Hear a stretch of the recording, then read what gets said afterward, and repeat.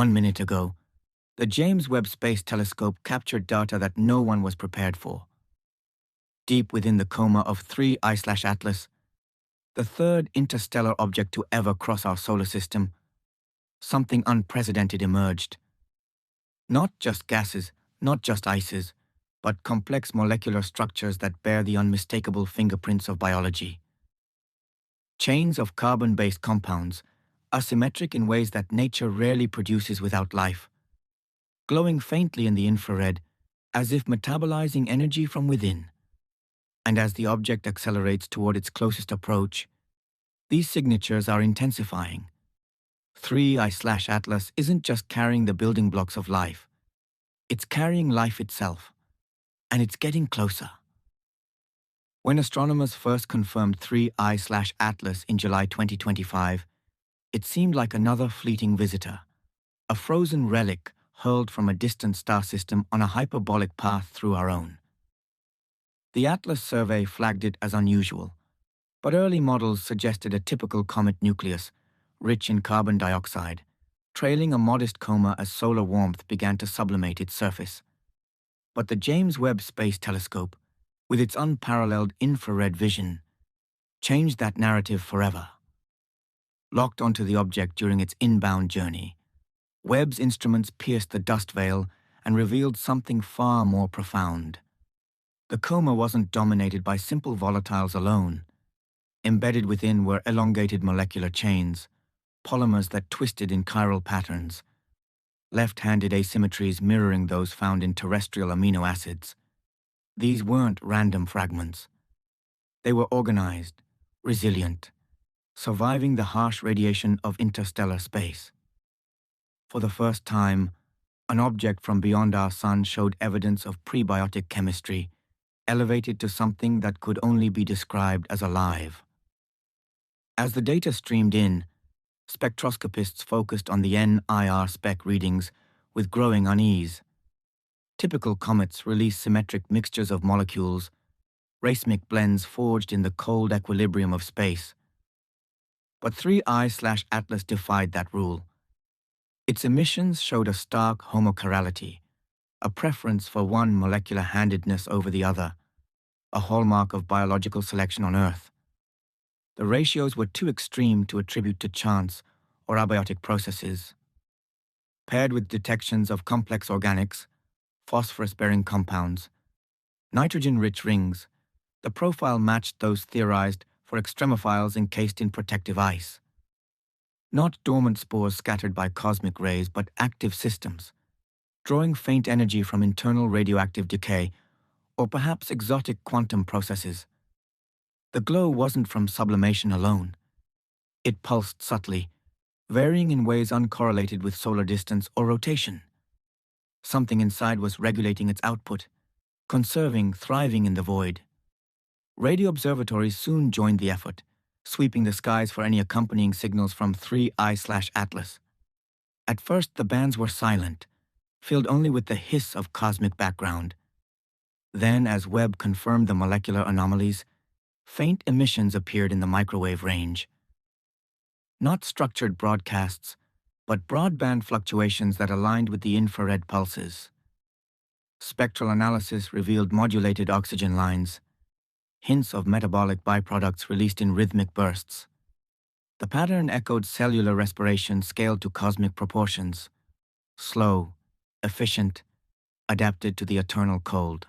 Multiple arrays corroborated the findings, eliminating interference or artifact. The emissions grew stronger as the object neared the inner system, as if responding to the increasing solar flux. Not a dead world seed, but a living arc, awakening to the warmth of a new star. Trajectory refinements brought the next shock. As 3I/Atlas passed the orbit of Mars, orbital modelers detected a minor but persistent deviation. Not the chaotic outgassing of a typical comet, but a directed adjustment, nudging it fractionally closer to the ecliptic plane. The delta V required exceeded what natural jets could provide, especially given the object's dense, irradiated crust. Simulations ruled out gravitational perturbations, or solar wind effects. The shift was deliberate, optimizing for a closer brush with Earth, now projected at under 1.5 astronomical units. If this was panspermia in action, it wasn't random ejection from a shattered world. It was guided delivery, a vector aimed with precision across light years. Deeper spectroscopic dives uncovered even more compelling evidence. Webb's MIRI instrument mapped thermal gradients within the coma, revealing hotspots not on the sunward side, but clustered internally. These pockets emitted signatures of peptide-like bonds, fragile structures that should degrade in vacuum yet persisted, shielded perhaps by self-repairing matrices. Traces of sugars and nucleotides appeared, not in trace amounts, but concentrated in layered shells. The composition suggested encapsulation, microscopic habitats frozen in stasis, now thawing and reactivating. Emerging theories in astrobiology had long posited lithopanspermia, life transferred between stars via ejected rocks. But 3I/Atlas elevated that to directed panspermia. Life not just surviving the journey, but engineered to endure it, to arrive viable. As the object's brightness surged unexpectedly, high-resolution imaging exposed structural details within the nucleus. Not a uniform icy body, but a fractured shell encasing denser regions that absorbed and re-emitted energy inefficiently, like organic tissues moderating temperature. The fractures aligned in fractal patterns, reminiscent of vascular networks in living organisms, channeling volatiles to sustain internal processes. No known geological formation produces such symmetry at multiple scales. The golden ratio appeared again, embedded in the distribution of chiral molecules, a mathematical elegance associated with growth, with evolution. A sudden flare in late 2025 marked another turning point. As 3I/Atlas rounded perihelion, a burst of activity ejected material rich in phosphorylated organics, compounds essential for energy transfer in cells. The ejecta formed a temporary tail, but spectral lines showed enzymatic breakdown products, as if metabolic pathways had accelerated in response to heat. Ground-based observatories captured transient atmospheric blooms, oxygen spikes that vanished as quickly as they appeared. Something was testing the environment, sampling, adapting. Further analysis of archived data revealed trace biosignatures predating the flare. Retroactive processing of early Webb observations uncovered faint glycine and alanine detections, amino acids in enantiomeric excess. These weren't contaminants. Cross-checks with blank fields confirmed their origin in the coma. The concentrations increased over time, suggesting proliferation rather than mere release. Models of interstellar travel indicated that only shielded, active biology could preserve such delicacy across millennia. The trajectory continued to intrigue. Post-perihelion refinements showed another subtle correction, this time aligning with Earth's orbital plane more precisely.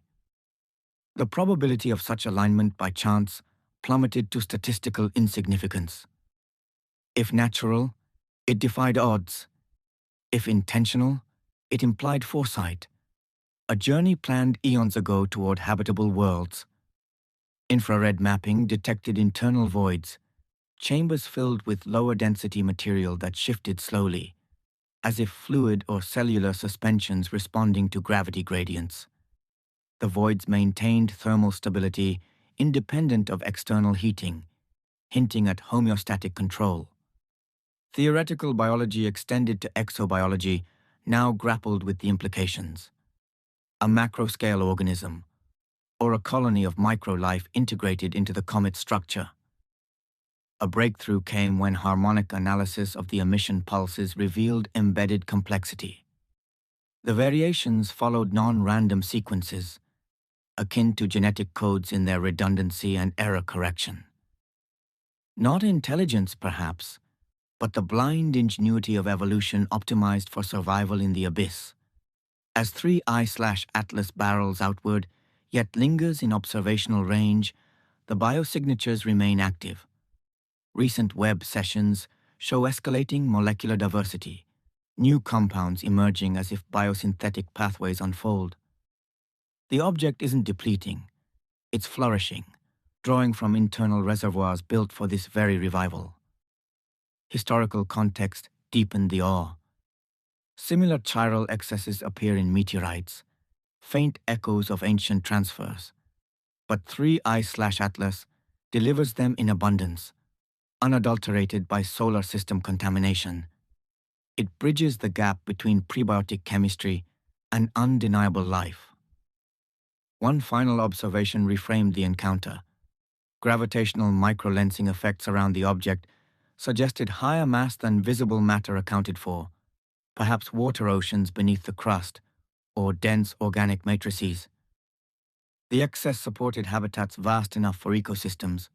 For millennia, humanity has pondered the origins of life, scanning the stars for signs we are not alone.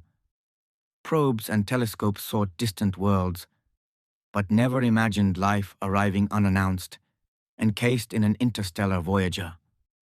3I/Atlas didn't wander here by accident. It carried the essence of another biosphere, resilient, patient, now stirring under our sun's gaze.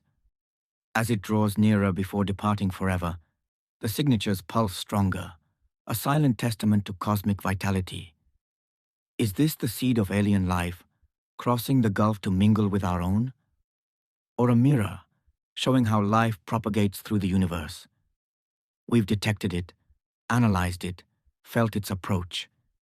And in doing so, we've touched the profound truth that life may be the universe's way of exploring itself. If this revelation stirs wonder in your soul, if it compels you to gaze upward with new eyes, subscribe for every update as this extraordinary story evolves. Comment below. Do you believe 3I/Atlas brings life from another star, or something even more transformative? Share this with those who need to know. We stand at the threshold of understanding our place in a living cosmos. Think deeply, because now, more than ever, we know we're part of something vast and alive,